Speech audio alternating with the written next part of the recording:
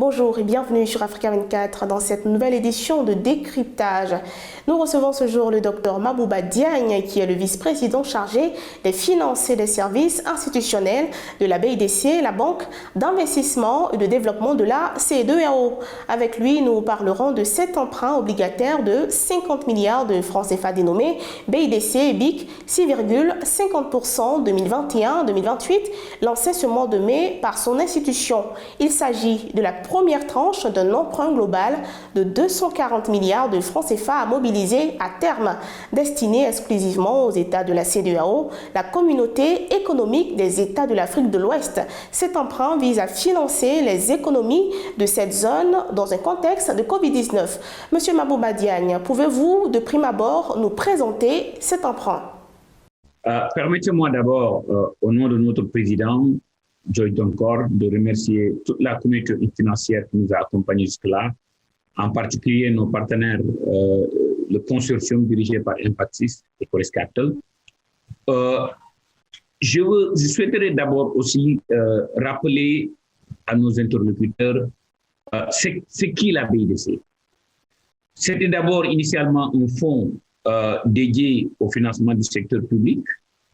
Ensuite, on avait la Banque régionale d'investissement de la CEDEAO dédiée au financement du secteur privé. C'est ensuite, à la suite, en 2006, que la conférence des chefs d'État et de gouvernement de la CEDEAO ont décidé de réorganiser la banque et en faire une vraie banque de développement, d'où la naissance de EBID, qui est l'ECOWAS Investment and Development Bank. Aujourd'hui, sous le leadership du président Doncor, nous avons, avec nos partenaires financiers, nous avons décidé de lancer un programme d'emprunt obligataire pour 240 milliards de dollars, 240 milliards de francs CFA, avec une première tranche de 50 milliards de francs CFA pour mieux répondre aux besoins post-Covid de la sous-région. Et pour mieux accompagner non seulement le secteur public, le secteur privé, mais aussi en intervenant dans des secteurs clés des industries pour rebooster nos économies. Mais je peux vous dire que d'après les échos que j'ai reçus du consortium, il y a un fort engouement et je ne serais pas surpris de clôturer par anticipation. Aujourd'hui, au niveau de la BIDC, le président est nouveau, les deux vice-présidents sont nouveaux et le marché réagit un tout petit peu favorablement à ce nouveau dynamisme que le nouveau management est en train d'amener au niveau de la banque. Cet emprunt de 50 milliards de francs CFA est exclusivement destiné aux États de la CEDEAO. Pouvez-vous nous dire les secteurs qui devront en bénéficier le plus? Comme vous le savez, nos économies sont très, très, très demandeurs de financement, que ce soit le secteur public, que ce soit le secteur privé. Aujourd'hui, l'agriculture et tout ce qu'il y a comme sécurité alimentaire, l'agro-industrie est fortement demandeur. L'énergie, que ce soit la production, la transmission et la distribution. Le secteur de la santé, Covid a montré que l'Afrique de l'Ouest et surtout la zone de l'IMOA a quelques retards dans ce domaine-là. Les infrastructures, que ce soit les infrastructures régionales, que ce soit les routes, que ce soit l'électricité, comme j'ai dit aussi, mais aussi le secteur de l'eau.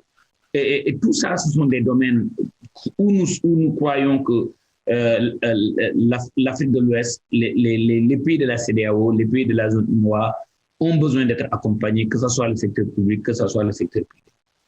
Concernant cet emprunt, la BIDC a mandaté un consortium composé d'Impactis, de Coris Bourse et DDC Investment Corporation pour une levée de fonds de 240 milliards de francs CFA au total, comme nous l'avons souligné. Et donc, parlons de cette jonction. Pourquoi avoir particulièrement choisi ces trois institutions bancaires? Vous savez, tout récemment, ils ont aidé la Sonatel sur une levée record. C'est des jeunes Africains avec une renommée internationale.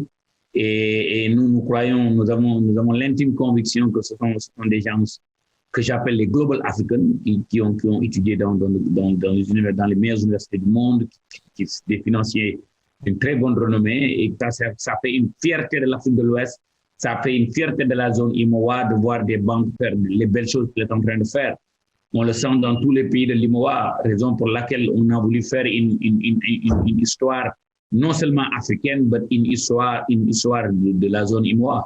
Monsieur Mabouba Diagne, quelles sont les actions déjà entreprises par la BIDC ou en cours pour renforcer la résilience de ces États membres dans le contexte de la pandémie de Covid-19? Oui, on est en étroite collaboration avec la Commission agriculture de la CEDEAO. Nous travaillons en étroite collaboration avec le commissaire agriculture, M. Sangaré. Et ensemble, avec l'association des importateurs d'engrais, nous avons mobilisé à travers un mandat de 520 millions de dollars, dont 430 millions de dollars en trade finance pour importer les engrais et 90 millions de dollars pour tout ce qu'il y a comme infrastructure de magasins, de camions, d'usines de blindage pour les engrais. Et on est en train aussi de discuter comment financer et structurer la réserve régionale. Le FMI, Fonds monétaire international, prévoit une reprise économique en 2021 avec une croissance mondiale du produit intérieur brut de 5,5%, suivant donc l'évolution de la pandémie de Covid-19 et des plans de relance en cours. La BIDC souhaite pour sa part jouer un rôle majeur dans la relance économique post-Covid-19. Comment compte-t-elle s'y prendre et quels sont les mécanismes qui seront mis en œuvre? Merci madame, c'est une très bonne question. Si vous voyez, comme je vous ai dit tout à l'heure, nous sommes en train de lever des euros, des dollars et des offres. C'est vraiment pour être prêt à accompagner, à booster l'économie de la sous-région. Et comme vous le savez, la relance elle sera très rapide parce qu'aujourd'hui, quand je vois ce que je pourrais appeler comme un wake-up call, par exemple, Covid nous a montré que l'Afrique doit se nourrir, être garant de sa santé par la réduction de la dépendance alimentaire, et tout ça, ce sont des créneaux d'investissement qu'une banque de développement comme la nôtre devrait être en mesure d'accompagner nos pays et les champions des secteurs publics.